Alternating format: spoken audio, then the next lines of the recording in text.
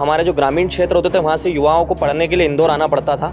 पढ़ाई की वहाँ उत्तम व्यवस्था नहीं थी। आज इतनी शानदार व्यवस्था उन ग्रामीण क्षेत्रों में कर दी गई है कि वहाँ के बच्चे को, वहाँ के छात्र को इंदौर आने की आवश्यकता नहीं है। हमारी कंट्रीज़ को जो पहले पिछड़ा समझा जाता था, आज हमारी कंट्री को जो कंट्री का स्टेटस है जो वो बढ़ा है कहीं ना कहीं। देखिए, आप बताइए कि अभी लोकसभा चुनाव के हिसाब से राष्ट्रीय मुद्दे कौन से होना चाहिए, किन पर ध्यान में रख के चुनाव होना चाहिए? मैं अपनी आखिर व्यक्तिगत राय बताऊँ ना जैसे तो दो मुद्दे अभी बहुत बड़े हैं। एक तो पहले एक पंक्ति से मैं शुरुआत करूँगा कि शिक्षा जीवन के लिए और जीवन देश के लिए। देश जीवन से बड़ा होता है और जब हम युवा मिट जाते हैं ना तब देश खड़ा होता है। आज देखा जाए तो मध्य प्रदेश की बात करूं तो कई वर्षों पहले हमारे जो ग्रामीण क्षेत्र होते थे वहाँ से युवाओं को पढ़ने के लिए इंदौर आना पड़ता था। पढ़ाई की वहाँ उत्तम व्यवस्था नहीं थी। आज इतनी शानदार व्यवस्था उन ग्रामीण क्षेत्रों में कर दी गई है कि वहाँ के बच्चे को, वहाँ के छात्र को इंदौर आने की आवश्यकता नहीं है।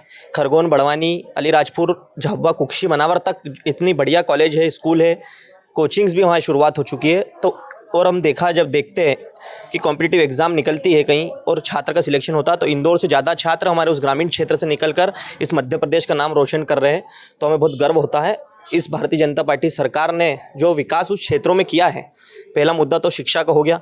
और दूसरी बात करूँ, कई वर्षों पहले धार्मिक लड़ाइयाँ बहुत होती थी इस प्रदेश में। अब दोनों धर्म, हिंदू मुस्लिम, सब दोनों इस देश में रहते, दोनों ही अपने हैं। कहीं ना कहीं हमारी त्योहारों को बढ़ावा जो दिया गया है, आज मुहर्रम का ताजिया निकलता है तो भारतीय जनता पार्टी के लोग भी खड़े होकर उसको स्वागत करते हैं।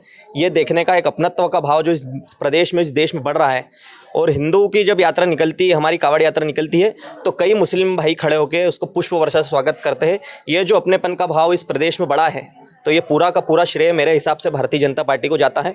और पूर्ण बहुमत की सरकार बनेगी और हम युवा पूरी तरीके से सहमत है इस भारतीय जनता पार्टी की सरकार से। ये जो अपनेपन का भाव बढ़ा है तो मैं सहमत हूँ। और इस प्रदेश में दोनों आखिर चार जातियाँ जो भी धर्म रहते हैं, हर धर्म का अपने त्यौहार रहते हैं, तो सबको मनाने का अधिकार भी उनका अपना अधिकार है।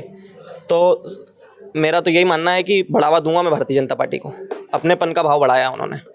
देखिए, मेरे हिसाब से जैसे कि हम एक यूथ है, हम एजुकेटेड यूथ है, तो हम सिर्फ ये नहीं देखेंगे कि हम सिर्फ यूथ को देख के चल रहे हैं या यूथ के एजुकेशन को देख के चल रहे हैं, पर हम उसी के साथ साथ एम्प्लॉयमेंट को भी ध्यान में रखेंगे। वहीं हम ये भी देखेंगे कि हमारे देश की जो महिलाएं हैं उनको कितना ज़्यादा एम्पावरमेंट मिल रहा है, विमेन एम्पावरमेंट हो रहा है या नहीं हो रहा है।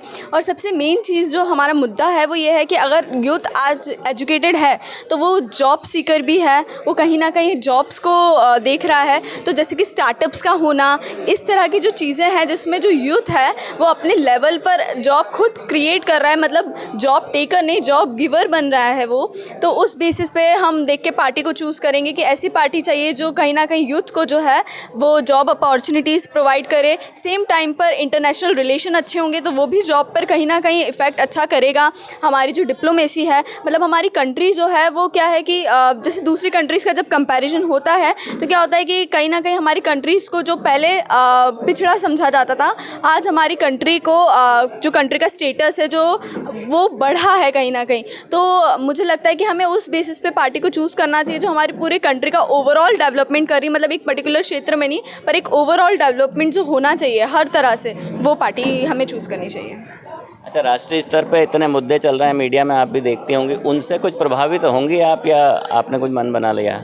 नहीं, ऐसा है कि जैसे कि हम यूथ है, जैसे अभी मैंने बताया, तो हमें उस तरह से पार्टी को देखना चाहिए। हम टोटली एक पार्टी को सपोर्ट नहीं करना चाहिए। हमें पार्टी की जो अच्छी बातें हैं उसे भी ध्यान में रखना चाहिए, जो बुरी बातें हैं उसे भी ध्यान में रखना चाहिए और उस बेसिस पे हमें पार्टी को चूज़ करना चाहिए। ऐसा नहीं कि जो बहुत सालों से पार्टी बनती हुई आ रही है हमें उसी को फॉलो करना है, या हमारे पेरेंट्स जिसको वोट करते आ रहे इतने टाइम से हमें उसी को फॉलो करना है। नहीं, हमें ऐसी पार्टी को चूज़ करना चाहिए जो कहीं ना कहीं डायनामिक है, जिसमें चेंजेस आ रहे हैं। भले वो पहले उतना वर्क नहीं कर रही हो पर आज वो पार्टी उतना अच्छा काम कर रही है। तो मुझे लगता है कि हमारा एक वो माइंड पहले से नहीं बनाना चाहिए, हमें पार्टी को देखकर, उनके काम को देखकर फिर चूज़ करना चाहिए। मेरी शिक्षा के तौर पर विकास हुआ है और दूसरे पे विकास देखना चाहूँगी, पर एक स्टूडेंट के तौर पे मेरा पहला फ़र्ज़ ये बनता है कि मैं देखूँ कि हमारे भविष्य का जो हम एक उज्जवल भविष्य लेके आने वाले हैं छात्र, तो हमारी शिक्षा पे कौन ज़्यादा गौर करता है। दूसरा कि हमारे देश का विकास, जो पहले का 5 साल पहले का या 10 साल पहले का जो देश था और आज जो देश है उसमें क्या फ़र्क आया है।